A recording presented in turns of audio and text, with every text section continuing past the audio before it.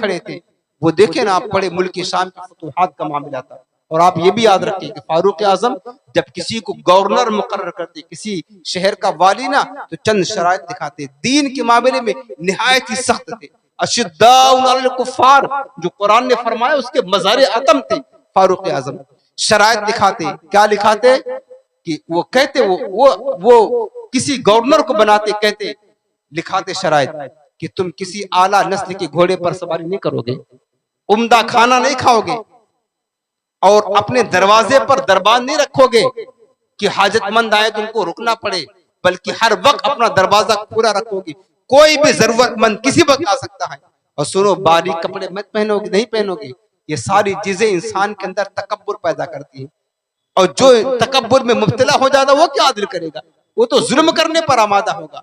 ये चार शरात दिखाते, और जो भी गवर्नर अगर इसके खिलाफ करता उसके साथ सख्ती के साथ मामला पेश आते, सख्ती के साथ उससे पूछताछ करते। हत्ते अयाज बिन गनम मिस्र के वाली थे, उनके बारे में खबर पड़ी कि ये बारीक लिबास पहनते हैं और अपने दरवाजे पर दरबान भी रखते हैं। आपने मोहम्मद बिन मुसैलमा को भेजा, जाकर पूरी तहकीक करके आना, क्या बात सच्ची है।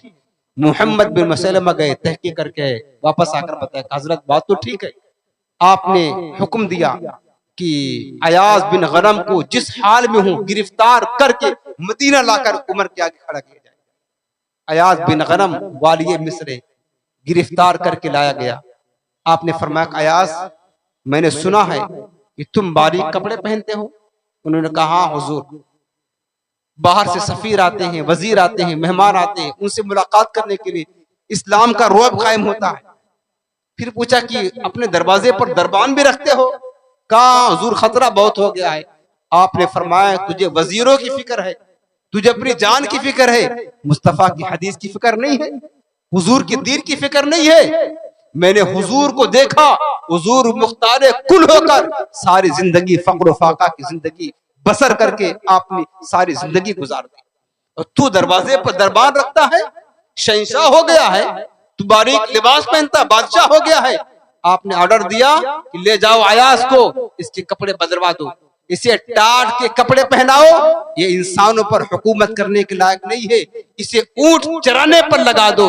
हज़रत फारूक आजम ने उस वालिये मिस्र को जो है उसके कपड़े चेंज करवा दिए, टाट के लिबास पहना दिए, कहा तू इंसानों पर हुकूमत करने के काबिल नहीं, तो ऊंट चराने के लायक है, उनकी ड्यूटी ऊंट चराने पर लगा दी। ये मामला तादिल का आपको पता था कि जो इंसान आला खाने खाएगा उसके पेट में जो उम्दा खाने पहुंचेंगे वो क्या आदिल कायम करेगा।